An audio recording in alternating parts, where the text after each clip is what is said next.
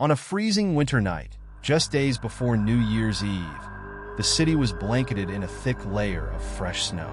Twinkling lights hung from rooftops, and shop windows glowed with festive displays of holiday cheer. The air was crisp, biting at the skin, and the streets, normally bustling, were quiet, as though the city held its breath under the weight of the falling snow. Emma, a young woman with tired eyes and a long scarf wrapped around her neck, had just finished another exhausting shift at the small bookstore where she worked. Deciding to walk home, she embraced the solitude and the peace these evening walks offered. It was her favorite part of the day, a chance to clear her mind, even if the air was frigid and her breath came out in visible puffs. The snow crunched beneath her boots as she moved through the empty streets, each step sending a small thrill through her as the cold seeped into her bones. Despite the chill, the scene was picturesque. She passed by storefronts decorated with garlands and glowing candles, and the smell of roasted chestnuts wafted from a nearby vendor who was just packing up his stand for the night.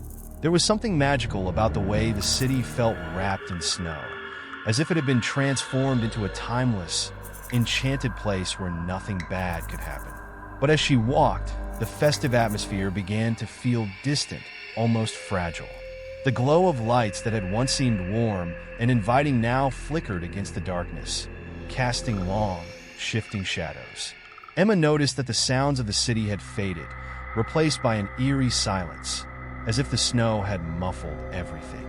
The only sound she could hear was the soft crunch of her own footsteps. As she continued down the street, she felt a shiver of unease creep up her spine. It was subtle at first, a vague sensation like the whisper of a draft that slips through a crack in the door. She glanced over her shoulder but saw nothing, just the empty street and the snow falling quietly. She told herself it was nothing, just her imagination getting the better of her in the quiet of the night. Yet, no matter how much she tried to shake it off, the feeling of being watched lingered, growing stronger with each step. After a few more minutes, the sensation was no longer ignorable. She could feel it, a presence behind her, a heaviness in the air that pressed down on her shoulders like a weight. She stopped in her tracks, and for a moment, the silence felt absolute. She strained her ears, trying to hear anything over the muffled hush of the snow. That's when she heard it, the faint sound of footsteps, not hers, crunching rhythmically against the snow. Emma's heart pounded in her chest. She quickened her pace, turning down a narrower side street lined with old buildings. The alley was dimly lit, its walls towering over her, casting long, dark shadows that seemed to reach out as she moved past them. She glanced over her shoulder again, and her heart lurched.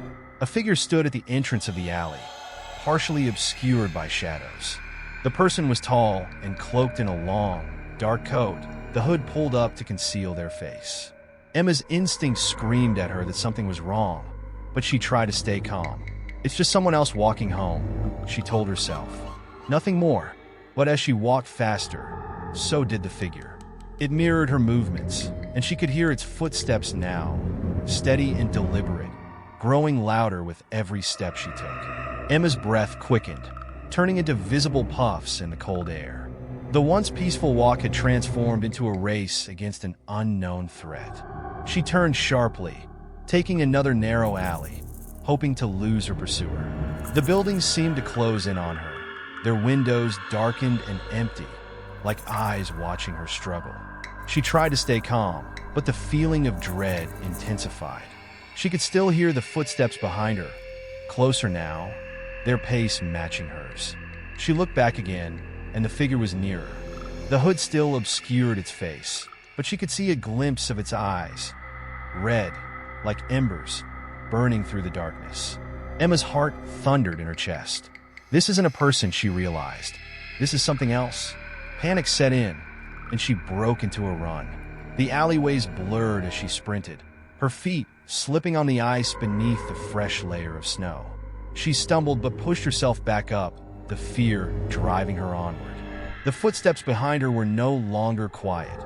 They echoed loudly, reverberating off the walls. Desperation gripped her as she scanned her surroundings for a place to hide. The city, once familiar, now felt like a maze of endless alleys and unfamiliar paths. She felt trapped, as if the streets themselves had shifted to lead her deeper into danger.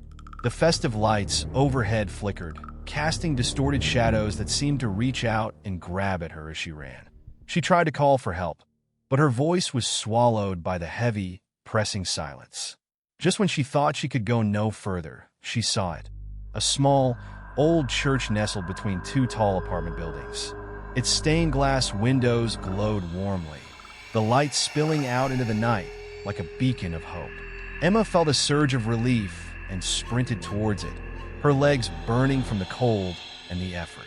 She reached the doors and threw them open, stumbling inside and slamming them shut behind her. Inside, the church was warm and quiet. The flicker of candles lined the altar, casting long shadows across the stone walls. Emma leaned against the door, her chest heaving as she tried to steady her breath. The sense of safety was a temporary balm, but it couldn't chase away the feeling that she wasn't alone. She peered through the small stained glass window in the door, and there he was. The figure stood outside, staring at her. His eyes, glowing red, locked onto hers through the colored glass. And for a moment, it felt as though he was looking directly into her soul. A shiver ran through her. She turned away from the window, and that's when she noticed a priest standing at the altar, his gaze fixed on her. "Are you all right, my child?" he asked, his voice filled with concern. Emma struggled to find her voice. "There's someone out there. He's been following me." The priest's eyes darkened. He walked over and placed a hand on her shoulder. "You must have encountered something more than a man," he said quietly. "There are spirits that walk these streets, especially on winter nights like these, when the veil between worlds is thin." Emma's skin prickled with fear. "Spirits?" she echoed, her voice a whisper. The priest nodded gravely. "It is an ancient evil, an emissary of the devil. It hunts those who walk alone, feeding on their fear." He reached into his robes and pulled out a small silver cross, pressing it into her hands. "This will protect you, but you must stand your ground. If you run, it will only grow stronger." Emma's hands trembled as she clutched the cross, its cold surface biting into her skin. "What does it want?" The priest's expression was grim. "Your soul," he whispered. "It seeks to claim you, to drag you into the shadows where it resides. It has marked you, and it will not rest until it takes you." Emma felt a chill run through her, colder than the winter air outside. The church's warmth, once comforting, now felt fragile. "How do I stop it?" "You must confront it without fear," the priest said. "It draws its power from your terror. If you show strength, you can drive it back." He lit a candle, murmuring a prayer as he handed it to her. "Use the light. It cannot withstand it." Gathering her courage, Emma took a deep breath and moved back towards the door. She opened it slowly, the cold wind rushing in like a whisper from the grave. The figure was there, standing in the snow, watching her. Its smile widened, revealing sharp, jagged teeth. The shadows around it seemed to writhe, as if alive, reaching out towards her. Emma's grip tightened on the cross, and she held the candle high. "I am not afraid of you," she shouted, though her voice wavered. The devil's grin twisted, and it lunged, the shadows stretching out like claws. Emma felt an icy grip wrap around her, pulling at her, but she held the cross out, and the candle's flame flared brightly, casting a blinding light. The creature hissed, its form rippling like smoke. The light burned through the darkness, pushing it back. Emma chanted words she didn't understand, the sound echoing through the cold air. The creature recoiled, its form splitting and dissolving into a dark mist. The wind roared, whipping snow into her face, but she stood firm, the cross glowing with an intense light. The shadows shattered, and the devil let out a shriek that echoed through the city before vanishing into the night. Emma collapsed to her knees, the candle's flame flickering out. She was alone, the city's silence returning. The snow continued to fall gently around her, and the festive lights glowed softly in the distance. She had faced the darkness and survived, but something had changed. She knew the shadows would always be watching, waiting for another moment of weakness.